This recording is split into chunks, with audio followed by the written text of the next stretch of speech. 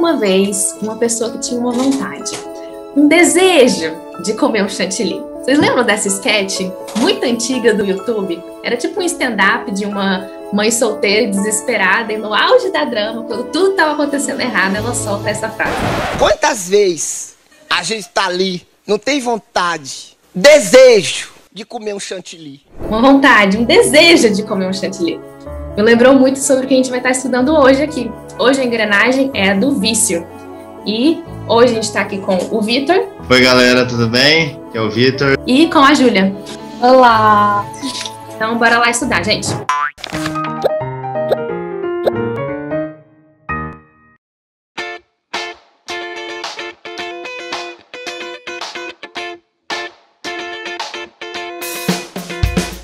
Então tá, o provérbio de hoje é Provérbios 20 e 23 e eu quero ler com vocês os trechos que o Charles separa. Provérbios 21. O vinho é escarnecedor e a bebida forte, alvoroçadora.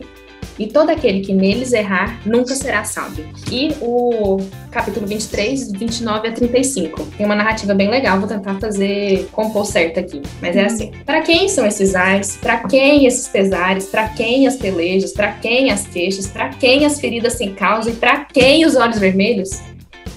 Para os que desmoronam perto do vinho. Para os que andam buscando bebida misturada, não olhes para o vinho quando se mostra vermelho, quando resplandece no copo e se escoa suavemente. No seu fim, morderá como uma cobra, e como o basilisco piscará. Os teus olhos olharão para as mulheres estranhas, e o teu coração falará perversidades. E serás como os que dormem no meio do mar, e como os que dormem no meio do mastro. E dirás: espancaram-me, e não me doeu. Bateram-me, e eu não senti. Quando virei a me despertar, ainda tornarei a buscá-lo outra vez. É um texto muito interessante, e aqui ele fala basicamente sobre o vinho.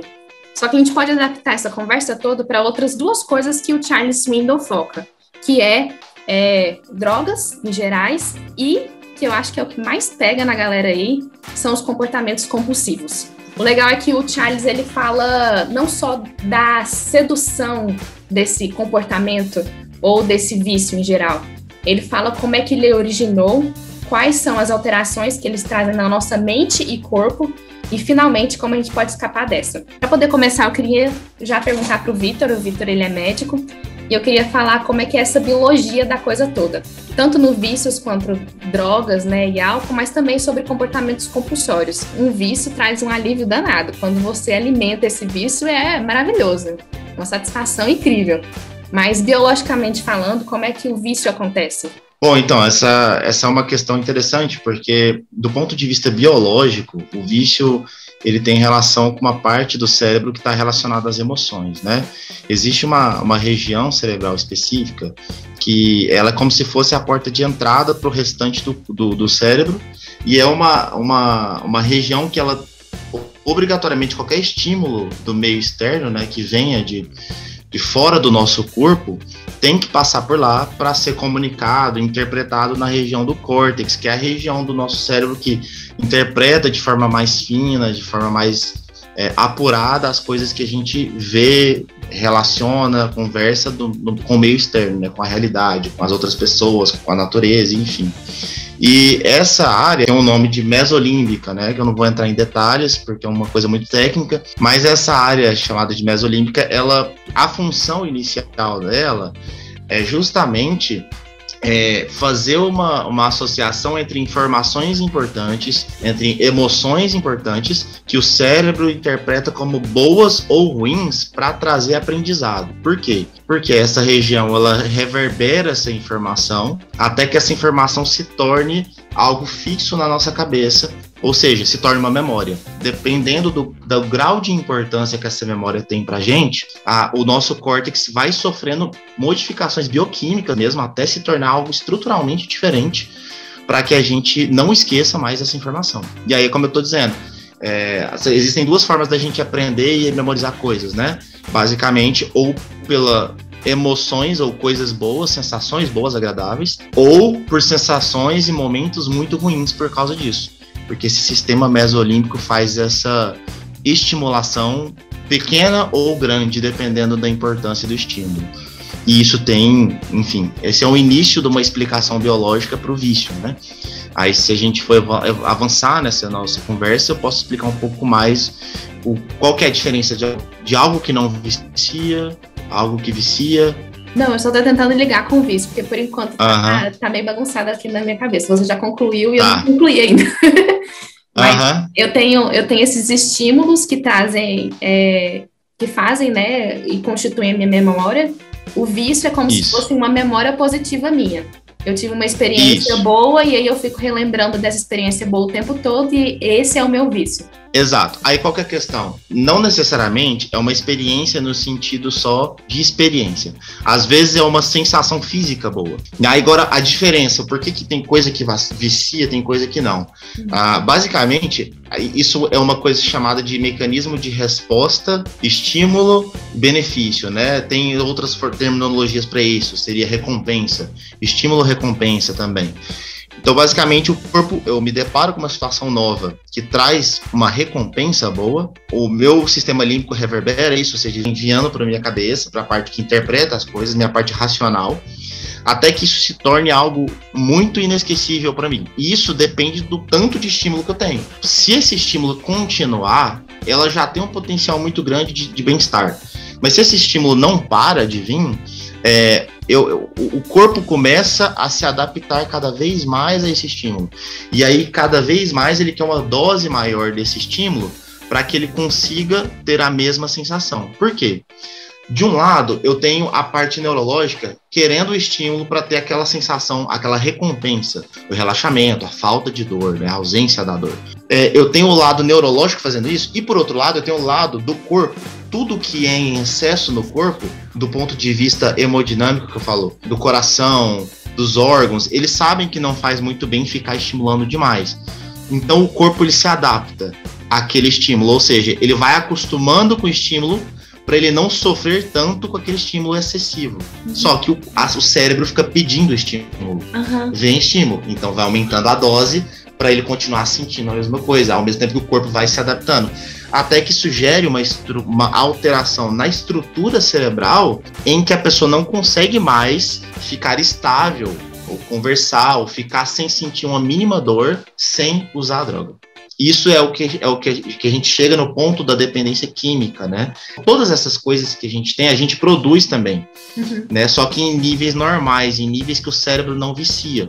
Por exemplo, você já ouviu falar, a pessoa falar assim, fulano viciou em exercício físico, né? Tipo, é um vício saudável, mas assim...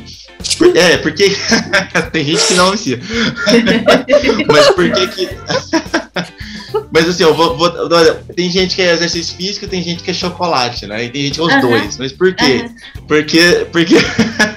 Porque que acontece? Ambos geram um estímulo cerebral que produz um hormônio, alguns hormônios que chamam endorfinas, né? As endorfinas são extremamente agradáveis. Não é à toa que tem um nome parecido com morfina. Também dá essa sensação de bem-estar absurdo, entendeu? Então tem gente que não consegue ficar sem sentir essa sensação de bem-estar. Então tem gente que precisa fazer atividade física demais o tempo todo. Isso pode até se tornar patológico. Isso depende também de um fator genético da pessoa, enfim. Um contexto também psicossocial que tem muita interferência também. Você chegou a comentar aí sobre os problemas do corpo, né? Como o corpo vai acostumando, e aí você precisa de mais e mais e mais e mais, e para o corpo é ruim. Mas assim, eu vejo de observação, não que eu tenha nenhum vício, mentira, eu tenho, que chega a ter outros tipos de problema também, né? Você comentou do problema biológico da coisa, mas esse negócio de você ter que fazer repetição, você acaba tirando outras coisas importantes. Você citou aí sobre o exercício físico.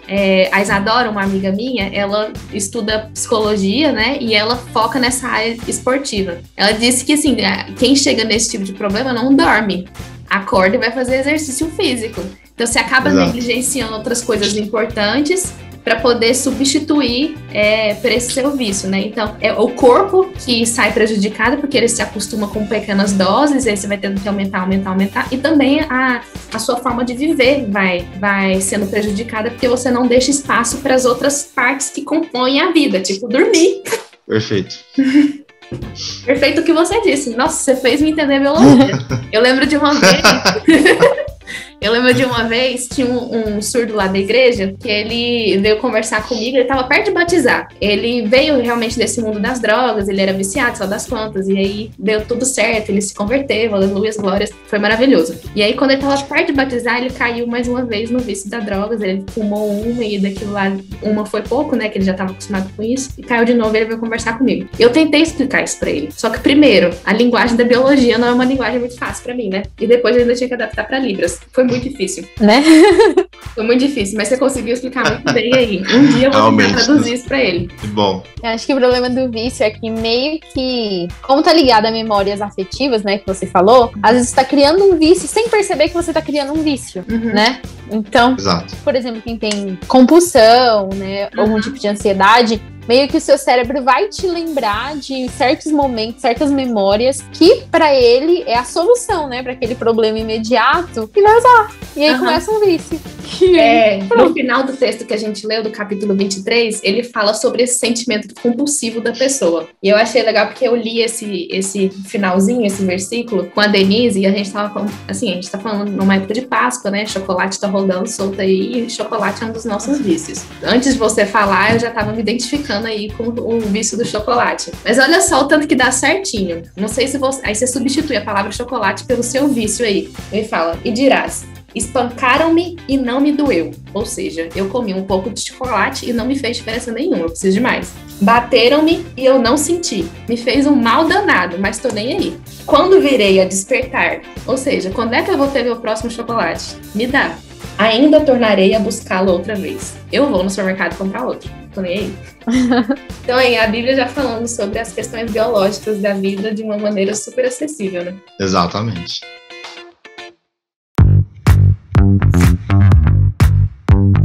Pois é, falando em Bíblia, eu já quero direcionar a próxima pergunta aí para a Júlia.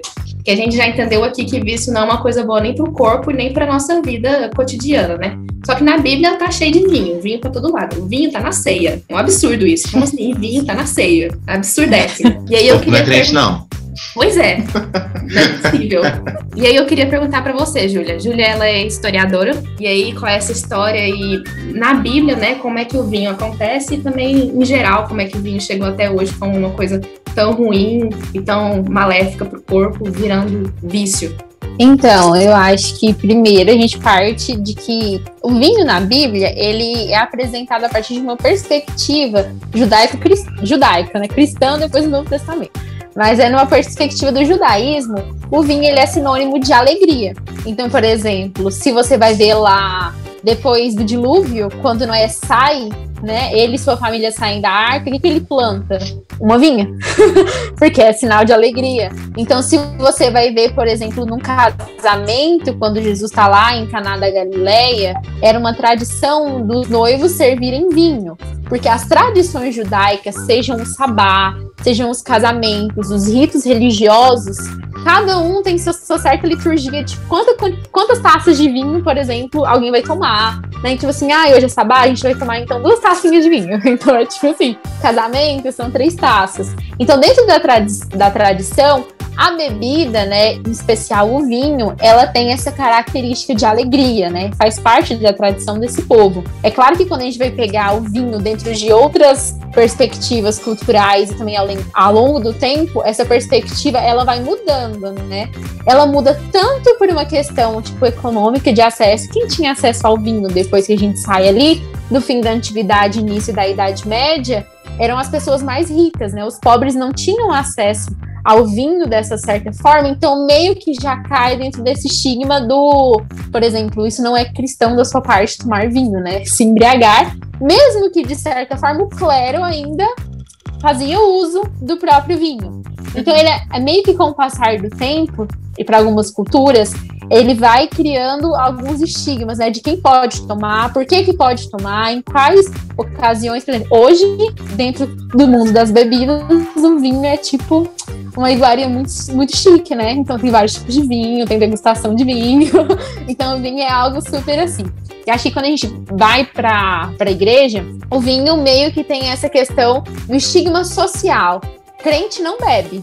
Então, isso é algo social, né? Então, algo moral. Então, por quê? Porque a bebida, ela tá tão ligada bêbado que fica lá no bar enchendo o saco de todo mundo, que chega em casa e às vezes ele pode agredir fisicamente os membros da sua família. Então, com o passar do tempo, a bebida ela vai pegando essa característica, né? Que é muito, muito social, do que a bebida em excesso ela faz. E também, tipo, biologicamente, né? As pesquisas falam, por exemplo, você não pode administrar dependendo do tipo de remédio com bebida, porque às vezes pode diminuir a eficácia do remédio, né? Às vezes, dependendo do tipo de trabalho que você exerce, você não pode. É crime você dirigir bêbado, alcoolizado. Então, meio que tem toda essa perspectiva, né? Quando a gente entra, tipo, numa perspectiva bíblica, é muito complexo a gente tentar colocar muitas coisas na nossa atualidade hoje. Por exemplo, a gente tem uma perspectiva dentro da igreja de muitas pessoas acham que beber não é pecado. E na Bíblia realmente não tem nenhum momento que fala, né, que beber o vinho em si seja pecado, tipo, é pecado. Porém, quando a gente vai ver lá em Provérbios 31, por exemplo, que é o Provérbios que ficou conhecido como da mulher, a boa mulher, né? A mulher preciosa, lá em Provérbios 31, que é a mulher virtuosa, de Lemuel, ele fala sobre a bebida de uma forma de tipo, quem se entrega à bebida são os abatidos de espírito, aqueles que, tipo, estão tão tristes, estão precisando de um ânimo, né? E a pessoa vai lá e bebe pra se animar. Então, meio que começa a ter tem essa perspectiva, né, de que, na verdade, o cristão, de uma certa forma, ele não coloca, então, a sua forma de ânimo na bebida. Ele teria outros caminhos, né, para buscar esse ânimo, essa coisa. Quando a gente pensa hoje, por exemplo, no vinho, a forma de vinho também que era usada no Antigo Testamento não é a mesma forma que a gente usa hoje, que é usado hoje, né? Tipo, a forma de tornar ele alcoólico, a forma de fermentação, são processos químicos completamente distintos, são técnicas, né? Tecnologias completamente díspares, né? Tipo, na sua totalidade. Ninguém que vivia lá no início do século I ia fazer um processo de fermentação de vinho alcoólico como a gente faz hoje. Vinho é uma das bebidas mais alcoólicas, né? Que tem o maior teor de álcool. Se você for tomar uma tacinha ali, entre outras bebidas, ele tem um teor muito grande. E aquele processo de fermentação natural, ele não chega a ser um processo de fermentação industrial como nós temos hoje, né? Em grande escala, com uma perspectiva de comércio, que diferente na tradição judaica era muito a questão de ritual, de alegria, tomar. E mesmo assim, até alguns tipos de pessoas dentro da sociedade não podiam beber. Por exemplo, Sansão, mesmo que ele bebesse, né? Ele era nazireu. E tipo, antes dele nascer, o anjo aparece para a mãe dele falando que ela não poderia tomar nada, né? Que vinha da oliva ou da uva. Então, mesmo dentro da tradição judaica, existe alguns casos específicos que eles não se dão, né, ao tipo de bebida como vinho, por exemplo. De forma geral, assim, o que eu vejo é que as pessoas tentam se justificar tanto biologicamente quanto biblicamente para poder abastecer esse vício. Que é o do vinho, mas também pode ser de outras coisas. A gente tenta buscar justificativas diárias não contestáveis, tipo a ciência ou tipo a Bíblia. Ninguém vai contestar a Bíblia, né? Para poder tentar justificar um erro próprio. Mas tanto num caso quanto no outro, a gente percebe que a compulsividade não é positiva para o corpo e não é positiva para o espírito, como na Bíblia fala, né? Então, seu espírito está abatido, como você comentou, tanto no caso quanto no outro, não existe justificativa. Ok, então, se não existe justificativa, por que alguém se tornaria viciado? Por que alguém se torna viciado? Eu acho que alguém se torna viciado em algo a partir tipo, de experiências. Eu acho, talvez o Victor saiba melhor. Mas, por exemplo, eu tive uma experiência negativa. Eu acho que ninguém gosta de se sentir mal, sabe? Ninguém quer ficar pra baixo. E automaticamente seu cérebro faz, tem uma solução pra você. Entendeu? Faz tal coisa. É a memória, né? Ele falou. É a memória. Isso vai te ajudar. E aí você vai indo. E quando você vê, não tem como voltar atrás. Cara, eu tenho uma junção de informações muito interessantes. Eu aprendi uma vez com o Heber Campos Jr., né, um pastor que eu gosto muito de ler os livros dele, ler palestras dele, e ele tava falando que a gente geralmente faz coisas racionais por amor a algo, né? Então, por exemplo, por que eu estudo para ter uma profissão? Porque eu amo minha família e quero ter um emprego para sustentar minha casa, por exemplo, entendeu? Então, me dedico a isso por amor. Eu me dedico racionalmente ao meu trabalho por amor a isso. E eu acho que o vício tem muita relação com isso. Até pela minha explicação, a gente pode perceber que as emoções, ela de certa forma, tem um impacto muito de chefe mesmo em relação à nossa racionalidade, né? A gente tenta ser racional, mas quem manda, inclusive, o que fica mais na nossa memória, o que vai determinar a minha forma de pensar em muitas coisas, são as minhas emoções, as minhas experiências. E se a gente fizer uma análise até estatística, né, de ponto de vista epidemiológico, a gente tem 2 momentos de pico de etilismo, né, que seria o vício em bebidas alcoólicas, e de tabagismo, que seria o vício em tabaco, né, em cigarros. A gente tem 2 picos históricos em que isso aconteceu, que são justamente os anos 70, 60 ali, tem um pico muito grande de prevalência de uso dessas substâncias e outras, lógico, e a gente está vivendo de novo um pico de crescimento. E por qual que seria a minha análise, né? Assim, o que tem de diferente? Eu acho que o que tem de diferente nessas 2 épocas que eu tento traçar uma relação seria que são épocas em que existe uma maior busca pela liberdade do prazer, né? A gente tem esse tipo de perspectiva. É lógico que os anos 70, 60, a Júlia vai falar muito melhor que eu sobre isso, mas ele tem um movimento de liberdade de sensações, né? De memórias, de coisas, exato. E assim, eu percebo que a gente vive de novo esse momento por um motivo diferente, muito diferente. A gente tem um contexto pós-moderno de uma falta de sentido mesmo nas coisas, né? Você parar pra pensar, você vai conversar com uma pessoa mais nova hoje, pelo menos eu tive essa experiência já, a pessoa fala assim, cara, mas vou estudar, mas meio que pra quê? Ou então, vou crescer na vida, legal, mas, sei lá, eu acho que eu prefiro ter bons momentos, emoções legais, prefiro ter, entendeu, experiências a pessoa coloca o sentido na vida nela mesma, né? Exatamente, muito o sentido da vida, né? Exatamente, assim, o sentido da vida se tornou novamente, pra mim, o assim agora. Como aconteceu, o agora e as sensações de agora, mesmo que elas não façam nenhum sentido, ou que eu saiba que elas são passageiras. É impressionante, a gente tem um crescimento absurdo da quantidade de pessoas depressivas e ansiosas. Existe, lógico, o ponto de que o diagnóstico era muito menos realizado antigamente, mas a proporção de crescimento não acompanha essa lógica. A proporção de crescimento não acompanha a lógica do hipodiagnóstico, ou seja, do diagnóstico em menor quantidade, e não acompanha a lógica também do crescimento populacional. Também seria uma explicação. Percentualmente eu tenho a mesma quantidade, mas não é. Percentualmente eu tenho um crescimento triplicado de casos. E de diagnóstico, o diagnóstico eu aumentei a sensibilidade em 10%, mas eu aumentei a quantidade de pessoas que estão depressivas e ansiosas para 50%. Em 50% de aumento. Então, assim, falando de matemática e tal, mas assim, pra gente perceber o quanto a gente tem um contexto sociocultural favorável ao vício, né, atualmente. Por quê? Eu tenho sensações e momentos péssimos. Eu tenho adolescentes em ansiedade pura, eu tenho pessoas em ansiedade pura, pandemia nem se fala, vou nem comentar sobre isso, mas assim, eu tenho motivos excessivos de uma ansiedade e uma sociedade que cada vez menos busca a resposta para isso, né? A resposta que é de verdade, né? Que eu acho que todos nós concordamos qual que é. Eu sinto que a minha geração, por exemplo, eu sou professora, né? E eu fico abismada com a falta de interesse das pessoas de tipo, por que tal coisa é assim, né? Por que o mundo funciona como funciona? Por que eu existo? As perguntas, eu sinto que até as perguntas existenciais que nós nos fazíamos no passado, as pessoas pararam de se fazer essas próprias perguntas. É como se fosse assim, mas por que eu vou querer saber isso? A vida tá passando, eu vou curtir a vida, eu vou viver um momento, eu não preciso disso.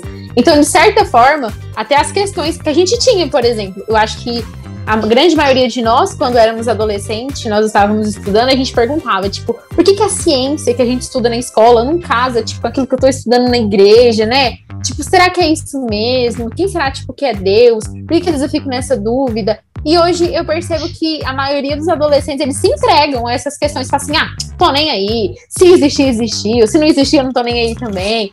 Então eu acho que, e eles entram nesse ciclo, porque eu acho que a partir do momento que você não se compreende, você não tenta responder essas questões, seja de uma forma racional, né, tanto religiosa, como a gente tenta explicar na igreja, ou seja de qualquer outra forma, tipo, de sentimento mesmo, você não consegue se identificar os seus sentimentos, você vai tentar cobrir os seus sentimentos com outras coisas. Aí entra os vícios, né? O Vitor falou uma coisa super interessante, que foi o Weber, que na verdade falou, né? Que a gente produz racionalmente, tenta abastecer racionalmente aquilo que a gente ama, né?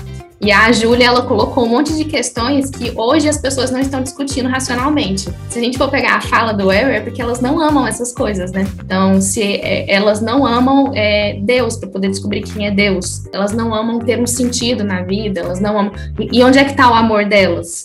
O amor delas está na satisfação pessoal. Então, elas vão pesquisar racionalmente formas de fazer isso. Então, como é que elas vão fazer? Vai pesquisar qual é o melhor caminho para poder não ser pego usando drogas. Vai pesquisar qual é o melhor caminho para poder conseguir um ovo da Páscoa em promoção, entendeu? Que é o que eu faço, ficar 50 horas no Instagram, vendo qual que é o ovo de colher mais barato e gostoso, entende? Então a gente começa a se alimentar desses tipos de coisas que vão trazer aquilo que a gente ama, que é a satisfação pessoal, né? Se a gente transporta a nossa satisfação pessoal para outras coisas que vão nos satisfazer de fato, que é o que a gente já discutiu aqui, né? Deus. E ele vai conseguir preencher isso na gente, de fato, sem com que a gente se sinta vazio o tempo todo, aí vai dar tudo certo. Aí não se torna um vício, né? Se torna só uma completude, uma pessoa completa e plena. Não, é até, tipo assim, é muito engraçado como as coisas casam, né? Tem uma música recente que a minha banda lançou, enfim, mas não vou entrar no detalhe disso, mas que é justamente sobre isso. Não, enfim, mas eu porque a parte da letra que eu escrevi, eu tava refletindo sobre isso. E as nossas dores, mesmo psicogênicas, né, da psique, mesmo que não sejam dores físicas, bioquímicas, elas são extremamente reais. A nossa ansiedade é extremamente real, as nossas depressões, as nossas tristezas são extremamente reais, ainda que elas não sejam físicas e palpáveis. Elas são tão reais na nossa psique que os nossos vazios existenciais, os nossos vazios de sentido se tornam também muito reais, né? E aí a resposta não cristã para vazios tão reais é uma vida hedonista, né? É exatamente, a letra da música fala exatamente isso. Então, assim, a nossa resposta é uma vida hedonista. E assim, o problema é que a própria biologia já nos mostra que a vida hedonista não é a resposta, né? Porque eu vou nem entrar em religião, não vou entrar em espiritualidade aqui, mas, se eu fico estimulando demais minha via dopaminérgica, o meu cérebro tenta se adaptar porque ele se sente agredido por isso. Só que o meu sistema límbico quer mais. Então, assim, até a minha biologia entra em contradição quando eu entro no pecado do vício. Assim, é biológico a explicação. Não preciso nem falar que Deus sabe da nossa biologia mais que qualquer ser humano um dia vai saber, óbvio. Então, assim, ele já sabia, né? Ele falou, cara, não entra no vício. É pecado, porque na verdade vai te matar. O pecado, o salário do pecado é morte. Então o vício é mais um dos pecados que biologicamente a gente tem aqui uma explicação para a morte, a explicação para o fim da pessoa, né? E aí entra o fim social, o fim psicológico, o fim familiar, o fim espiritual, né? É morte. Uma das coisas, por exemplo, quando eu tô lendo o Novo Testamento, acho que até Paulo foca muito no controle próprio, né? Então, a compulsividade, ela não é algo positivo. E o controle próprio, tipo, é a solução. Mas pra gente é tão difícil ter controle próprio. Por exemplo, pra mim, ter controle, né? Por exemplo, eu faço terapia porque eu não tenho controle sobre as minhas emoções, a forma como eu sinto, né? As emoções, a forma como eu reajo a essas emoções. O controle próprio, por exemplo, do vício. Às vezes a pessoa reconhece que ela tá num processo vicioso, né? Que ela tá fazendo aquilo só pra se compensar. Só que a gente não consegue ir lá e dar o fim, né? Vai lá e parar, dar o stop. A gente não consegue. E a Bíblia fala tanto sobre isso no controle, né? O controle próprio. Não só dos vícios, mas de qualquer outra coisa. E é interessante como o vício também pode ser qualquer coisa. Às vezes são coisas tão pequenas que pra gente não são vícios, mas são vícios. Mas se um dia eu chegar no céu e Deus numerar, você é viciado nisso, eu vou ficar, chocada, né? O que é isso, gente? Não, os que a gente reconhece já são muitos, imagina. A gente não reconhece, né? Credo. Vou tentar, então, agora, vamos concluir aqui, dando um canal de esperança para as pessoas. Sim. Tem solução? Tem solução? Tem solução, de várias formas.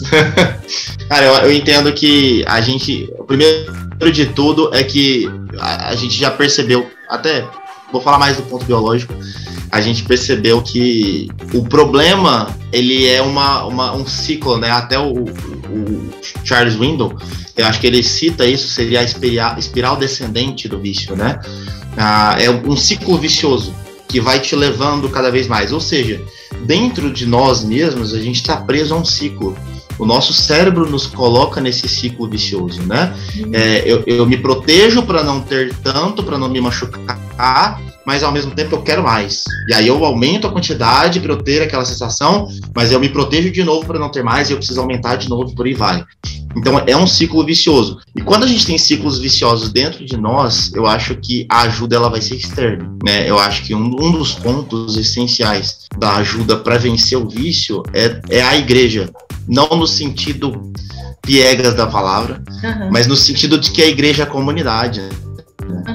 A gente precisa do outro, a gente precisa da comunidade, a gente precisa da irmandade das pessoas, a gente precisa da pessoa falar para mim, ligar para mim, Vitor, você fez isso de novo, fala comigo, liga para mim quando você tiver vontade, a gente te ajuda, vamos conversar sobre isso, porque é a única chance que eu tenho do meu sistema mesolímbico esquecer aquela vontade de afogar minha mágoa, minha dor, minha ansiedade em uma sensação X. E aí eu consigo preencher com uma coisa boa, por exemplo, conversar com meu irmão sobre isso. Por exemplo, receber um abraço carinhoso familiar ou da comunidade cristã, enfim. Eu acho que são coisas essenciais para eu enganar com coisas boas o meu cérebro. E até ajudar a minha parte racional a não deixar a emocional ficar mandando toda hora. Né, conseguir me controlar. Massa. Eu acho que é tipo também reconhecendo alguns gatilhos, né? De certa forma, quando você tá num ciclo vicioso, você já sabe quais são os gatilhos que vão te fazer entrar de novo nesse vício, né? Então, quando a gente reconhece alguns gatilhos que a gente tem, é importante. Eu acho que então vale a pena a gente orar e pedir para Deus mostrar pra gente, né? Por exemplo, Deus, o que me faz ser assim? O que desperta em mim nesse momento que eu faço tal coisa? Me ajuda a compreender e a vencer isso. Porque eu acho que é muito bonito a gente falar que a gente vai vencer as coisas, mas sem ajuda, a gente vive na dependência de Deus. E se não for pela ajuda de Deus, a gente não consegue vencer nada. Então, acho que a gente tem que pedir, orar e falar assim, Deus, eu tenho isso, eu sabe que eu tenho, então me ajude a identificar esses gatilhos. E o que o Vitor falou também da igreja ser igreja, né? Porque a Bíblia fala, suportando-vos uns aos outros, ou seja, dando suporte, né? Então, você vê que seu irmão tá precisando de ajuda em algo, às vezes ele nem precisa falar, mas você reconhece aquilo, ser prestativo, dar o suporte que ele precisa para vencer aquilo. E também não julgar. Eu acho que muitas vezes a gente tem vergonha de falar alguns vícios, algumas coisas que a gente tem, porque a gente tem medo de ser julgado. Então eu acho que a igreja também tem que abrir essa perspectiva de que todos nós somos seres em construção. Então nós vamos errar, tipo, a maior parte do tempo, eu botei acertar. Então, ser solidário, né, em relação a isso, e vivendo realmente o amor fraterno, né, que Deus propõe pra gente. Vocês dois falaram duas coisas super interessantes para como solucionar esse problema. O primeiro foi o que o Vitor falou, né, o suporte vem externo, e aí isso me lembra muito quando Deus fala pra gente que ele vai nos ajudar a superar os nossos problemas, superar as nossas dificuldades, tentações e etc. Deus vai nos ajudar a enfrentar. A Júlia falou, bem levemente, uma outra perspectiva também que é bíblica. Deus também dá a fuga. Então, se você sabe quais são os seus gatilhos, por que você não desliga as fontes desses gatilhos? Então, por exemplo, um que é muito comum, vício no celular. Eu tenho um vício num joguinho, que é um joguinho de lógica lá que eu adoro. Então, na hora que eu vou dormir lá, é um sacrifício, porque aconteceu exatamente isso que o Vitor falou biologicamente. Os níveis fáceis não estão me satisfazendo nesse joguinho. Eu preciso de níveis hards. Só que pra solucionar um nível hard, eu demoro uns 40 minutos, sabe? Só que eu tô na minha hora de dormir, gente. E eu tô lá 40 minutos no mesmo joguinho. Isso tá me prejudicando. É um vício. O que eu faço? Desinstalo o jogo, gente. Desinstalo. Você não vai jogar mais. Aí depois... Foge dessa. Agora, Que a hora que tiver vontade de jogar, liga pra alguém e fala, não deixa eu jogar. Pelo amor de Deus. Não, mas assim, já colocando na prática, minha família toda sabe desse problema meu. Então, na hora que eles estão me vendo lá no celular, na cama, na hora de dormir, Daniel está fazendo esse jogo, já é ajuda externa, sabe? O pior mesmo, na verdade, é que lá em casa aconteceu duas coisas. Primeiro, que eles me julgam em relação a isso. E segundo, que eu também tenho uma fonte de... Olha, já dá pra gente poder fazer a metáfora perfeita. Da mesma forma que tem pessoas me desestimulando nesse vício, tem pessoas me estimulando. Meu pai também viciou nesse jogo. Então nós dois brincando, sabe? Juntos. Chega final de semana, tá lá nós dois de madrugada. Joguinho massa! Agora imagina esses daí. Tipo assim, esse vício é razoavelmente aceitável. Razoavelmente, porque ainda também tem seus erros. Mas imagina nas drogas, né? Por exemplo, imagina, por exemplo, uma pessoa que tem compulsividade em compras. Se ela junta com uma amiga que tá junto, gasta o dinheiro tudinho, acabou. Então, tenta achar pessoas que realmente vão te tirar desse ciclo, né? Já fica aí a dica. Eu vou tentar parar de falar disso com meu pai, porque eu tenho muito aqui, e vou vencer essa. Amém. Vou vencer. Difícil. Tem uma coisa muito legal aqui no texto. O Charles, ele fala assim: embora Deus possa lhe preservar do vício, ou seja, te curar do nada, como a gente vê, né, em alguns testemunhos de fé, que pessoas são curadas do nada, é mais provável, muito mais provável, que ele tenha a intenção de lhe preservar em meio ao seu vício. Então, você que se descobriu aí como viciado em alguma coisa, como eu já me descobri aqui em 50, né, nessa conversa, eu ainda vou ter disponível na Play Store meu joguinho. Ainda é Páscoa, tem muito ovo de Páscoa, ainda tem muitos meios para eu poder alimentar meu vício. Mas Deus quer trabalhar isso com a gente enquanto a gente tem esse vício. É um processo muito gradual. E é por isso que é tão importante a gente estar buscando fontes externas, né? Porque elas vão nos sustentar no momento desse processo, que é demorado. De certa forma, fica o desafio aí para vocês procurarem ajudas, ou trabalhar isso em vocês, mas também fica o desafio para a igreja. Como o Vitor falou, ele precisa, quando ele fez aquela ligação, né, tinha uma pessoa do outro lado falando com ele, quando ele fez o teatrinho da ligação. Então, a gente está precisando de pessoas que façam essa ligação para as pessoas. Sejam desafiados também como igreja, você que está do lado escutando. Falou, galera. Muito obrigada aí você que esteve escutando. Eu vou falar uma dica essencial aí para vocês. Eu me descobri muito lendo esse capítulo. Me descobri mesmo. E ele tá todo em tópicos. Você pode se descobrir em diversos vícios. Tem um tópico específico aqui que ele fala que, eu acho que são 7 formas de você se ver viciado em uma coisa. Pega esse daí, coloca tudo na sua vida, pontua esses 7, e ele fala que no mínimo 3 já virou vício. Todos os vícios que eu coloquei, os 7 estavam pontuados. Então fica aí a dica para vocês lerem esse capítulo, se encontrem para poder conseguir ajuda e superar isso daí junto com a gente, tá bom? É isso aí. Tchau, gente. Valeu. Tchau, pessoal. Valeu. Foi um prazer participar. Até mais.